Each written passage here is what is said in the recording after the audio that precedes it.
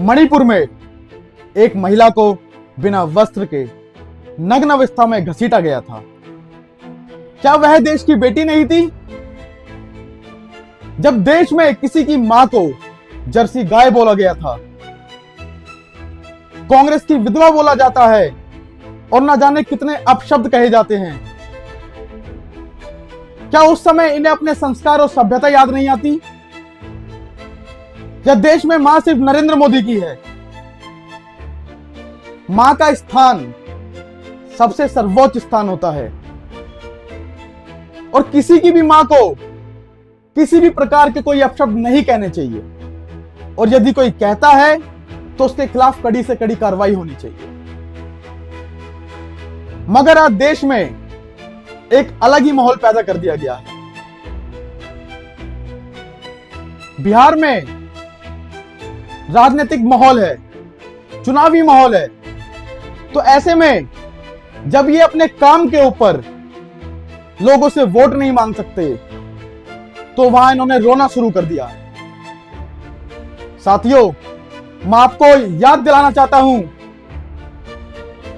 कि पहलगाम में जब हमारे देश के नागरिक शहीद हुए थे, तो उस वक्त भी इस व्यक्ति ने, यानी देश के प्रधानमंत्री नरेंद्र मोदी ने, वहां जाना उचित ना समझ के बिहार के राजनीतिक कार्यक्रम में जाना उचित समझा।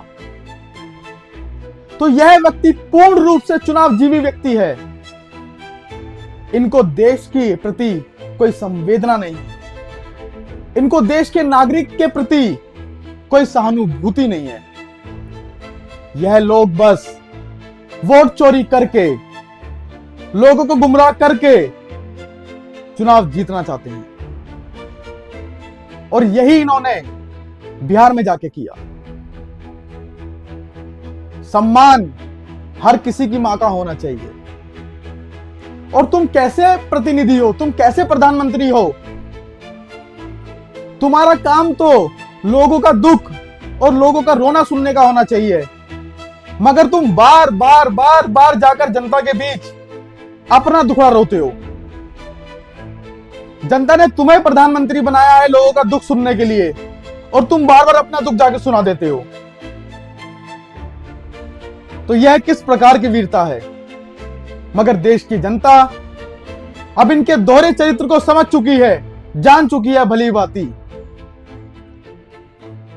और पूरा देश जान रहा है कि किस प्रकार से ये महिलाओं का सम्मान करते हैं या अपमान करते हैं।